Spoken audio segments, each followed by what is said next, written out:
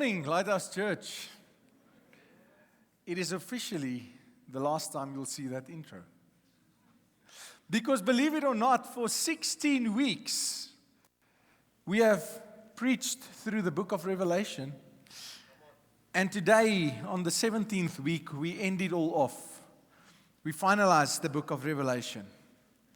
Just as the seasons are changing outside. Because it's the last day of autumn. For those of you who don't know, tomorrow winter starts. But you know, as I prepared each sermon for Revelation, I was challenged.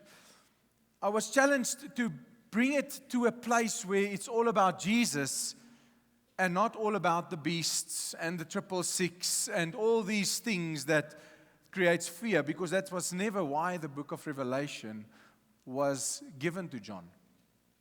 It completely changed my perspective on the book because I did it like that. And it changed my life for that matter.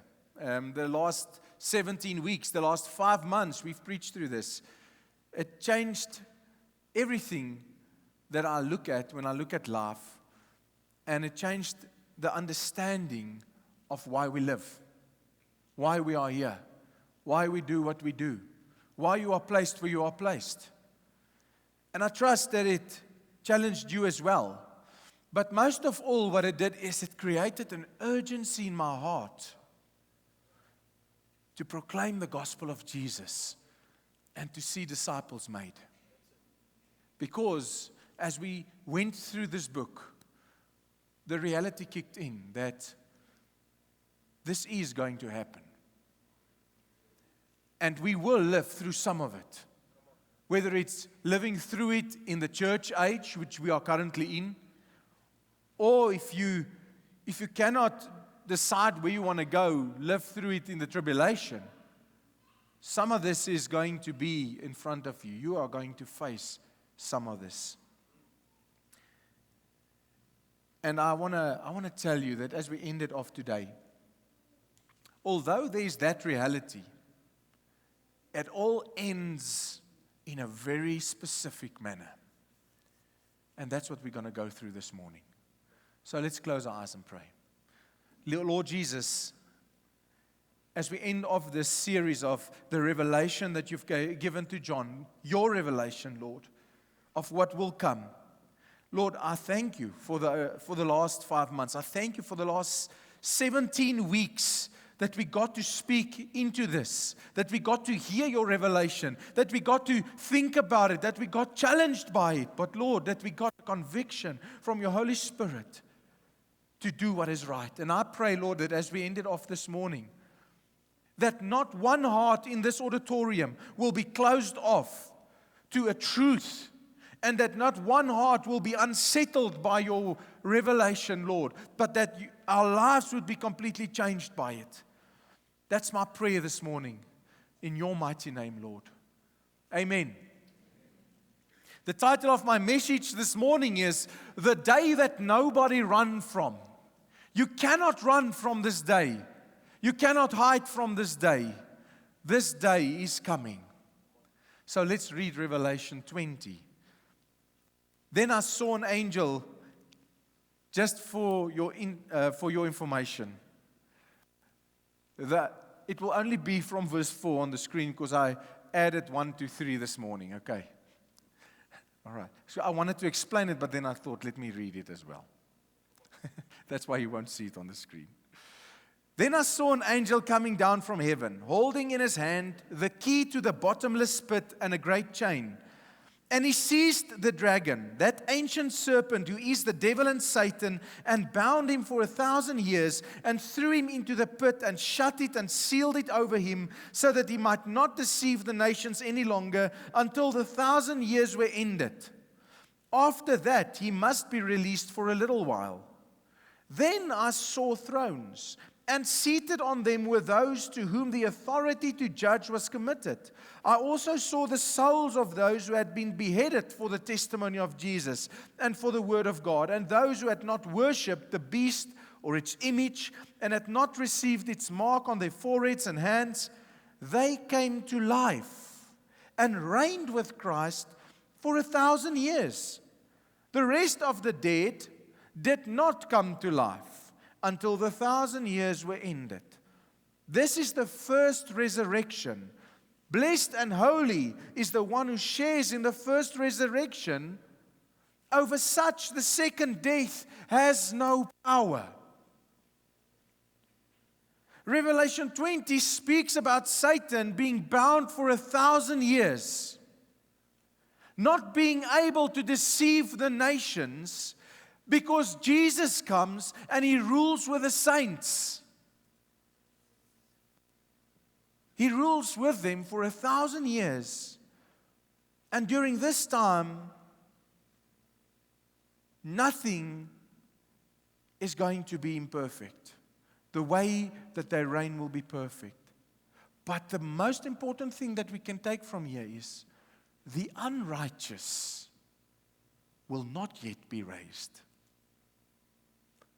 Those who did not accept the gospel of Jesus Christ will not yet be raised. They are still in Hades, and they await the white throne judgment. So there's a clear distinction in this portion of Scripture between saints, those who are saved, and unbelievers, those who do not believe in Jesus Christ, those who rejected Him. The saints rule. And although they rule over nations, the word tells us that, and those nations are the people that made it through tribulation. Although many died during tribulation, during the wrath of God being poured out, there were some that made it. And they repopulate the earth. They continue living. During this time where Jesus and the saints rule, a perfect government. Imagine that. Can you? Under the rule and reign of Jesus Christ, everything works the way it's supposed to. Everything runs, and it runs well. But, there's always a but. And this, I believe, was written to show us something very important. But Satan is released for a little while after 1,000 years to deceive the nations once again. Why? I need you to understand this. He is not released to start the whole cycle of what we're living through all over again. Please understand that. What we're living through, He is not released for that. He is released to indicate something very important that we all need to sit here and realize ourselves. It will reveal the true nature of the human heart if it is unchanged by the Holy Spirit. The fact that after a perfect rule, a perfect government, perfect justice, perfect peace, the visible reign of Jesus Christ, after that, the enemy comes and he can still deceive the nations. Indicates, and it should indicate to us, that the problem isn't our environment. The problem isn't politics. The problem isn't economics or education. The problem isn't those who we surround ourselves with. The problem is sin in our hearts. The problem is an untransformed heart. That's the problem. Once again, this did not end well for those people. You know what they did at the end is they surrounded the saints that ruled over them. And by fire, God consumed them, and they were gone. This is where the word speaks about Gog and Magog, if you want to go and read it. Don't get too much into it. I think the bottom line is, even when they were deceived in the end, and their hearts and their true nature were revealed because they submitted, but they did not transform during the rule of Christ. They still wanted to go up against God, and He consumed them. Second death was never a challenge for the saints. The second death never was a challenge for the saints. So I think when they were surrounded by the ungodly people that still were in the land or on the earth that the devil deceived, they were never afraid. And it tells me that we never have to be afraid. When we are in Christ, we don't have to be afraid by what surrounds us. We don't have to be afraid by persecution. We don't have to be afraid by anybody that challenges us or threatens us, because God is with us. And although we haven't gone through the first death yet, which is the death of your physical body, we are not going to face the second death when we are in Christ. And we don't have to fear that anything will happen to us that will remove us from the presence of God. Amen? And then in that moment, do you know what happens to the devil? He's thrown into the pit of sulfur and fire forever with the beast and the false prophet. And in that moment, evil is dealt with forever. Done. Satan was never released to start the cycle over again. He was released to indicate the heart condition of man that was left on earth. And that's a lesson that we need to learn, friends. That it is not about what we do, it is about our heart.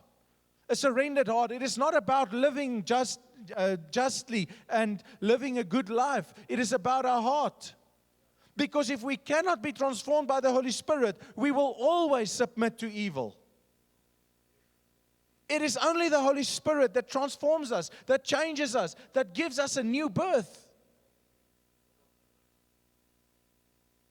Humanity cannot stand against God and win, ever. And I'm looking at this, and I'm asking you the question, are you sure where your heart is at? This morning as you sit here, what is your desire in this world? Do you have fleshly desires, or do you desire to pursue a closer relationship with God? That's the reality of this portion of Scripture. Because the spirit of rebellion needs to be dealt with. And the Holy Spirit dwelling in you is the only one that can deal with it. And then after we see this transpire, the scene changes a bit. And this is something we will never see while we are here and have never seen before. And no one can tell you. John saw something. I don't think he knew what he saw. But then suddenly the white throne comes to play. And from everything we know and we see that it is then that the dead is raised. The unrighteous is raised. Those who did not partake in the 1,000-year rule is raised. And they go and stand before the white throne. And I can only imagine how sobering that moment must have been for them, or will be for them. It's not happened yet. How sobering that moment will be for them. Let's read Revelation 20, verse 12 to 13. And I saw the dead, great and small, standing before the throne. And books were opened. Have you ever read that? Books were opened. And then another book was opened, which is the book of life. And the dead were judged by what was written in the books, according to what they had done. And the sea gave up the dead who were in it. Death and Hades gave up the dead who were in it. And they were judged, each one of them, according to what they have done. All those who partook in the first resurrection,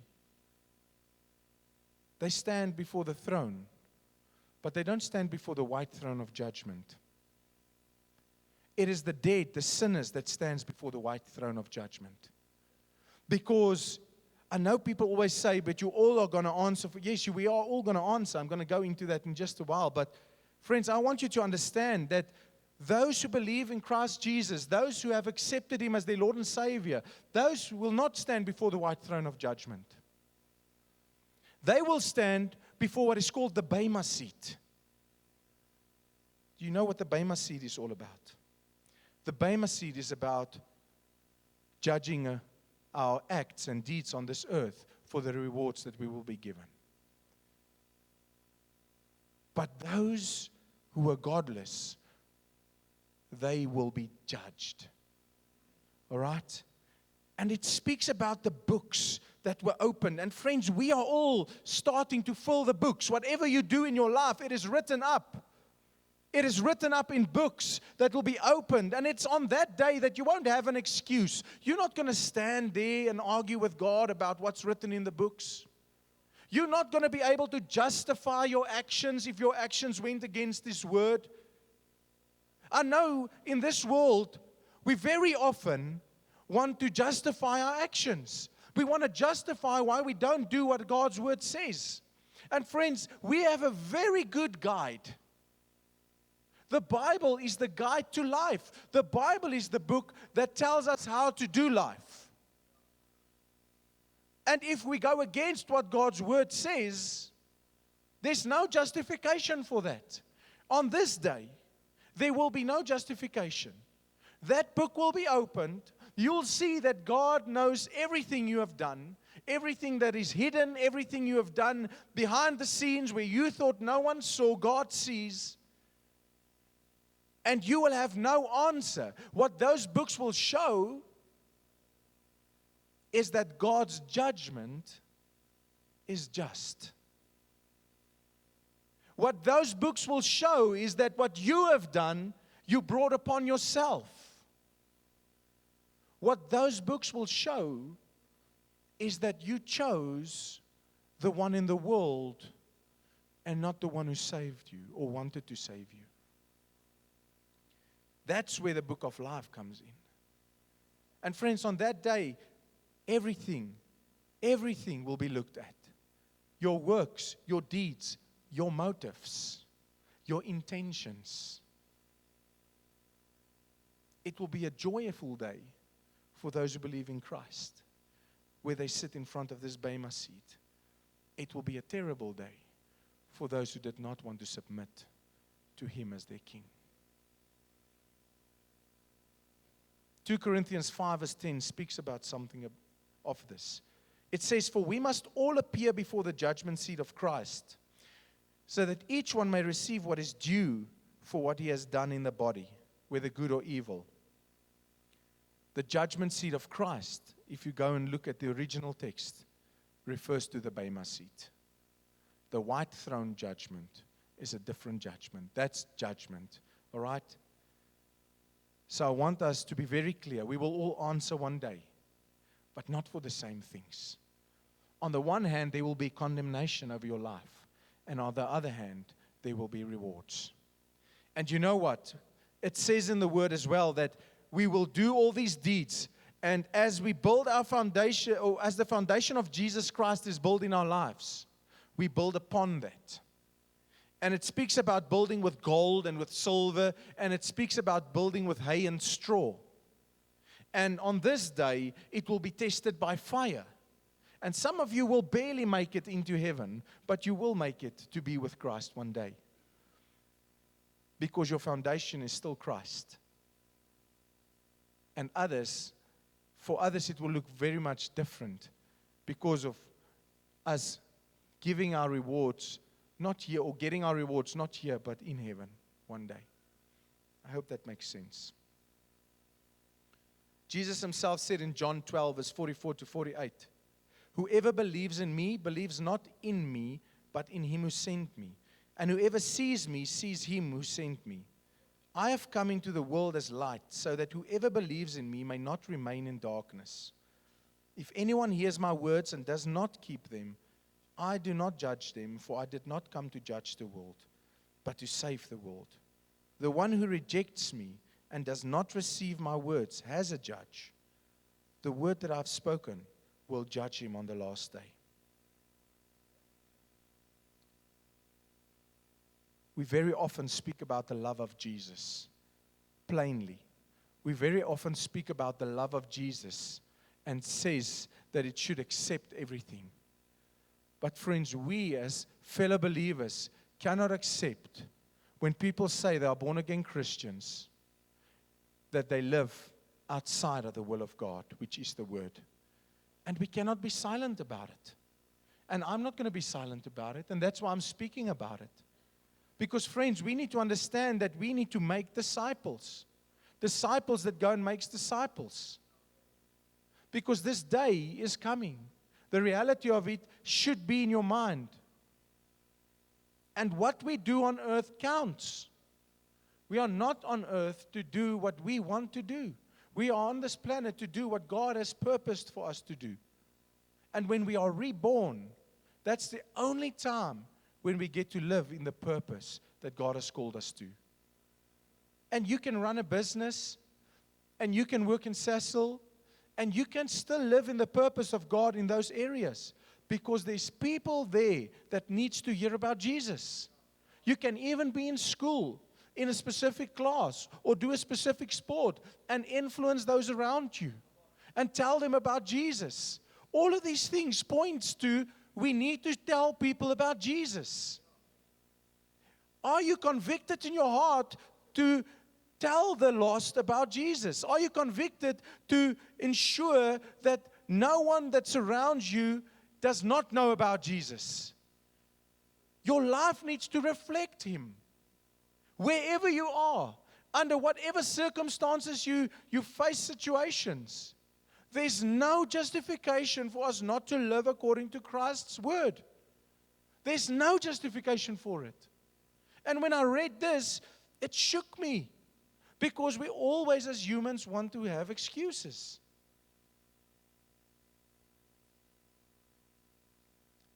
The book of life will then be opened.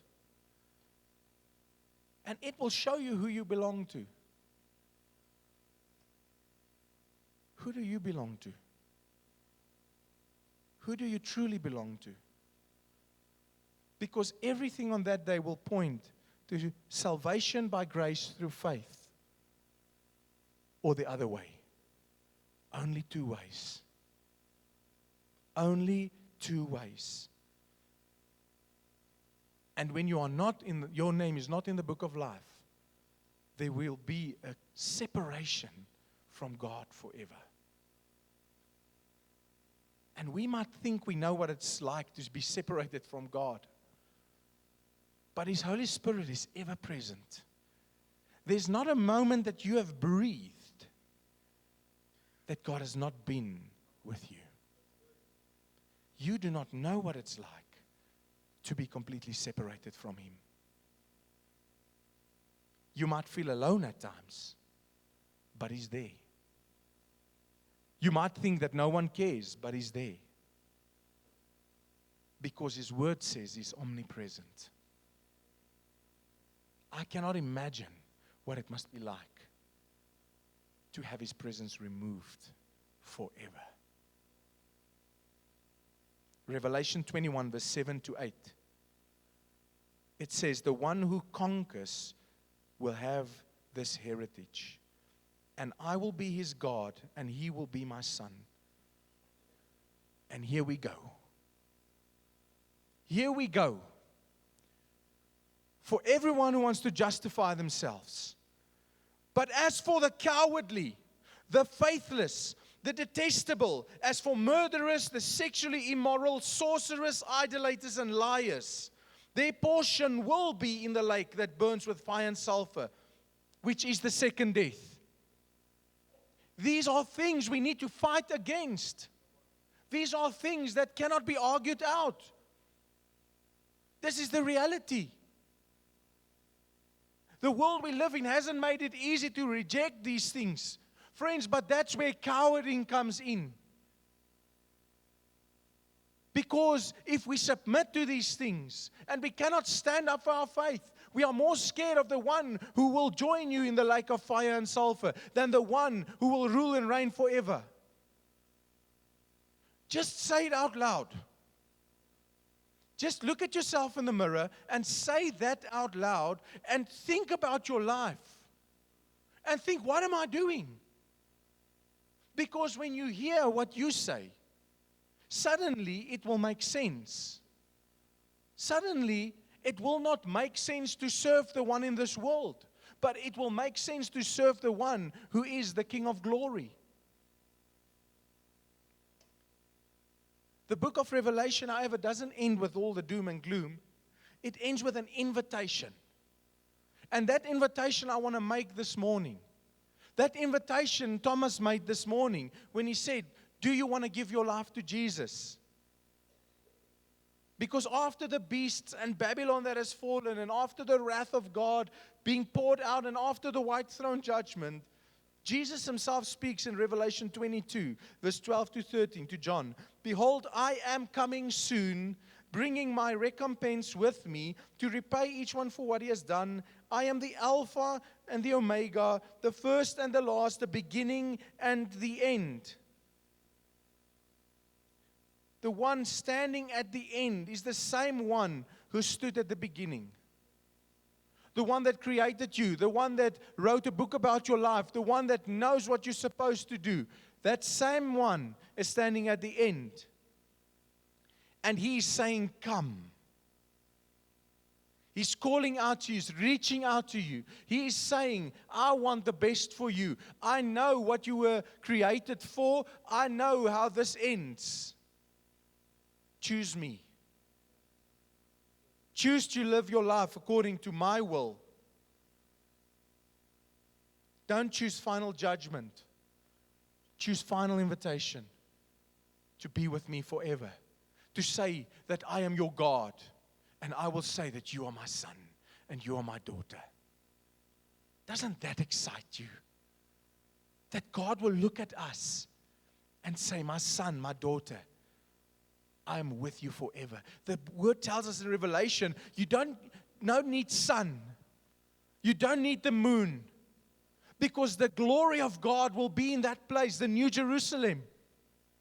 The new heaven and the new earth. The old will pass, what we know will pass. And God's glory will be there, and He will be amongst His people. In His fullness. I cannot wait for that day. It says here in verse 17, Revelation 22, the Spirit and the bride says, come. And let the one who hears say, come. And let the one who is thirsty come. Let the one who desires take the water of life without price. Are you hearing God calling to you right now? If you feel that you've got no purpose this morning, God is calling out to you to live in that purpose. If you've made so many mistakes in your life that you think everything you've done disqualifies you, God is calling out to you this morning. If you have lived a life as a Christian, but you feel you have contributed absolutely nothing towards His kingdom, God is calling you this morning. He's saying, come. It's not too late. We are not here yet. You can still live within the purpose and the plans that He has for you. You can ask Him to open up the book of your life for where you are at now and continue living it out the way it's supposed to. It's never too late, friends, until the day we breathe our last breath and God's breath is removed from us.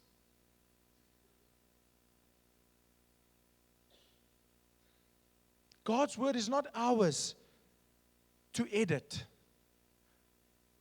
God's word is not ours to create in such a way that it fits our cultures or our comforts.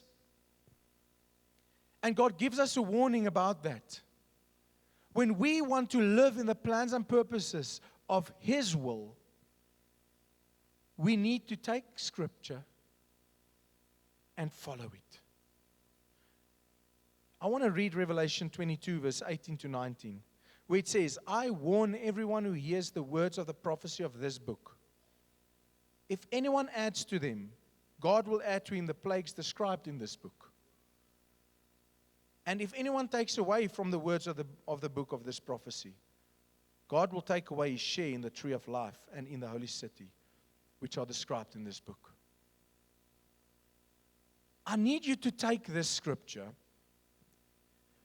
and not concern yourself about all the TikTok short reels that speaks about certain things. Remove certain things out of context. Friends, we serve an almighty God. And the Bible, as it is written today, all points to Jesus. And don't consume yourselves with what the other scriptures say that wasn't included, or that you don't know about those scriptures. You see a reel on TikTok and you follow it blindly, but you cannot read the whole Word of God and see that what they are saying is untrue. What they are saying is out of context. Let's not involve ourselves in those things. Let's fall in love with the Bible as it is given to us now, because it all points to Jesus. Let's do what it says, and let's not mind other people's business. God will deal with them. If anything is removed that shouldn't be removed, God will deal with them. If anything is added, the Holy Spirit will bring you an understanding. He will be the one guiding you. It's His book. It's His word. Read it. Follow it. And live a purposeful life. Come on. Can we do that today? Because the reality is, friends, everyone will stand before Jesus one day. Kings, pastors, atheists, celebrities, Hindus, Muslims, Buddhists, everyone. All of them will stand before the King of Glory and bow their knee to Him and understand that He is the King and the Savior of everyone. That no one comes to the Father except through Him. That's the reality. That's the truth. That is fixed in time. And we cannot dilute our belief in Him because we don't see His whole counsel as relevant to our lives. Don't be that person. But see how God opens up Scripture to you. See how the Holy Spirit transforms your heart. What we sang about this morning was about our hearts being transformed. Your heart needs to belong to Jesus. Our works count. Our deeds count. But that has nothing to do with your salvation. It's when we believe that Jesus Christ is Lord that we don't have to fear the white throne judgment. It's when we believe and our lives are transformed that our desires goes away from worldly desires to doing the things that God wants us to do. And it is then that you need to decide, are you going to stand back or are you going to do what He has called you to do? Because at the end of the day, you will answer. At the end of the day, you will stand before Jesus, whether it's for judgment or whether it's for rewarding in heaven. You will stand before God. What you do matters. But what you believe matters first. So I want to leave you as we end off this final chapter in Revelation. I want to end it off with this. When Revelation is done, when everything has transpired, are you going to stand before the white throne? Or are you going to stand before the Bema seat? When the book of life is opened, will it say that your heart belongs to Christ? Let's pray. King Jesus, this morning, Lord, is a sobering morning. Because as we read the end of Revelation, as we read everything that you pointed to when you shared this revelation with John, it all at the end points to our hearts. It all at the end is decided through our hearts being transformed by your Holy Spirit or not. And Lord, as people sit here this morning, I want to ask you, Lord, to not allow them to walk out of here unchanged, but to open their hearts, to rend their hearts to you, Lord, so that you can do a work in their hearts.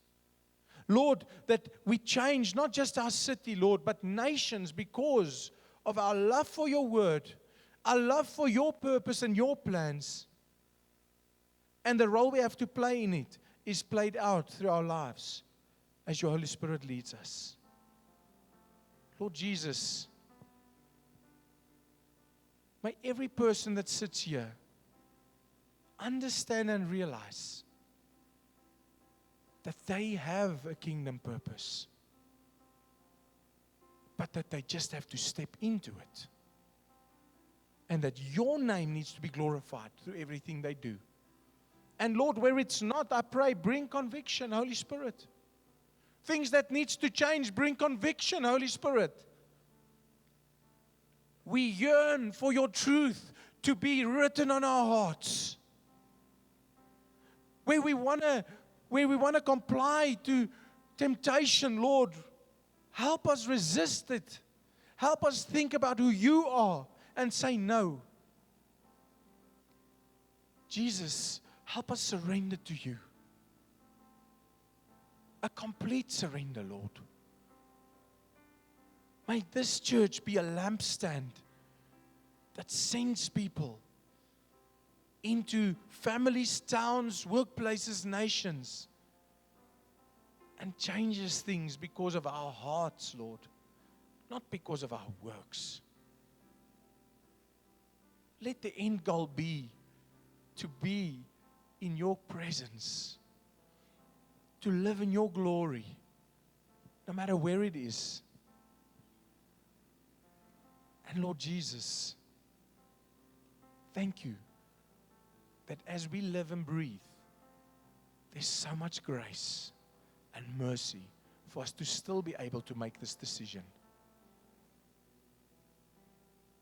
You are holy. May we pursue a life of holiness.